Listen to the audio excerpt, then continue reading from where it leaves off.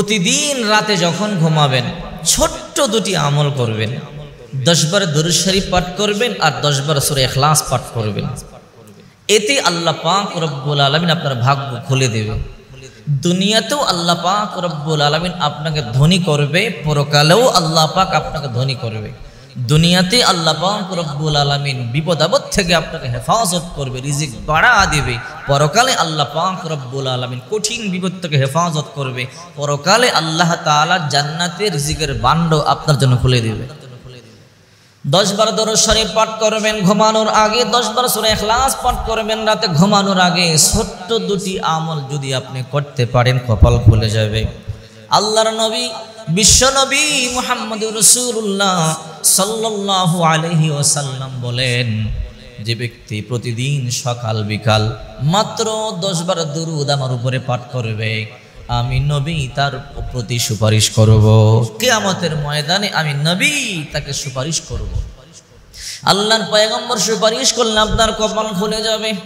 নবীজি যার জন্য সুপারিশ করবে আল্লাহ তাআলা তার কথা ফিরাইয়া দিবে না। এই জন্য ছোট্ট দুরূদ শরীফ আছে সাল্লাল্লাহু আলাইহি ওয়াসাল্লাম, সাল্লাল্লাহু আলাইহি ওয়াসাল্লাম 10 বার পড়তে মাত্র 30 সেকেন্ড সময় লাগবে।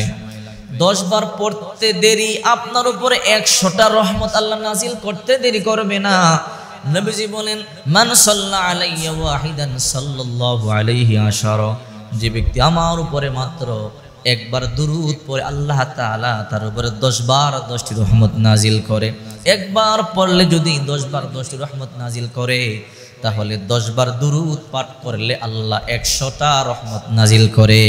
এই জন্য ঘুমানোর আগে 10 বার দুরূদ শরীফ পাঠ করবেন আর 10 বার সূরা ইখলাস পাঠ করবেন। আল্লাহ পাক রব্বুল আলামিন পরকালের ধনী বানায়া দিবে। কারণ বিশ্ব নবী মুহাম্মদুর রাসূলুল্লাহ সাল্লাল্লাহু আলাইহি ওয়াসাল্লাম বলেন, মান ক্বারাআ সূরাতুল ইখলাস 10 মাররাত বানাল্লাহু লাহু বাইতান ফিল জান্নাহ, যে ব্যক্তি মাত্র 10 বার সূরা ইখলাস তেলাওয়াত করে আল্লাহ পাক তার জন্য জান্নাতে বিশাল একটা বালাখানা তৈরি করে। 10 বার সূরা ইখলাস পাঠ করলে জান্নাতে বিশাল একটা প্রাসাদ হয়ে যায়। দুনিয়ার প্রাসাদ না, জান্নাতের প্রাসাদ। যে ব্যক্তি 20 বার সূরা ইখলাস তেলাওয়াত করে 2টা প্রাসাদ আল্লাহ তাআলা তার জন্য বানায়া ফেলে।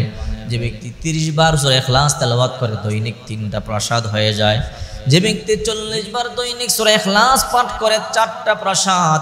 যে ব্যক্তি 50 বার সূরা ইখলাস পাঠ করে 5টা প্রাসাদ। যে ব্যক্তি দৈনিক 100 বার সূরা ইখলাস পাঠ করে দৈনিক, আল্লাহ পাক রব্বুল আলামিন দৈনিক তার জন্য 10টা প্রাসাদ নির্মাণ করে দেয়। তো দুনিয়াতে একটা ঘর বাড়ি করবার জন্য আমরা এত কষ্ট করি, এত পরিশ্রম করি, সারা জীবন ভর চাকরি করেও একটা ভালো বাড়ি বানাতে পারি না। কত কষ্ট হয় 30-40 বছর চাকরি করে। আর যদি 10 বার সূরা ইখলাস পাঠ করলে জান্নাতের মতো একটা বাড়ি পান, এরপরও যদি কোনো ব্যক্তি এই আমল না করে, তার মতো হতভাগার কে আছে? সূরা ইখলাস পাঠ করলে রিজিক বৃদ্ধি পায়। এক সাহাবী বিশ্বনবী মুহাম্মদুর রাসূলুল্লাহর কাছে আসলেন, ওগো নবীজি, এত ইনকাম করি, এত কামাই করি, পিছুটান, টাকায় বরকত পাই না, রিজিকে বরকত পাই না, হাড় ভাঙা পরিশ্রম করি। আল্লাহর নবী গো, এমন একটা আমল আমারে বলে দেন যে আমলটা করলে অবশ্যই আল্লাহ পাক রব্বুল আলামিন আমার রিজিকের মধ্যে বরকত দান করবে। এমন একটা আমল আমারে বলেন। আল্লাহর নবী তখন বললেন, তুমি পরিশ্রম করো? বলে হ্যাঁ। বলে সারাদিন কাজ কর্ম করবার পরে যখন তুমি ঘরে যাবে তখন তুমি বিসমিল্লাহ বলে প্রবেশ করবে, ছোট্ট সূরা ইখলাস পাঠ করবে। যদি তুমি ঘরে প্রবেশের সময় ছোট্ট সূরা ইখলাস তেলাওয়াত করো, আল্লাহ তাআলা তোমার ঘরে রিজিক বাড়ায়া দিবে। ওই সাহাবী ঘরে ঢোকার সময় বিসমিল্লাহ বলে সূরা ইখলাস পাঠ করে ঢোকে।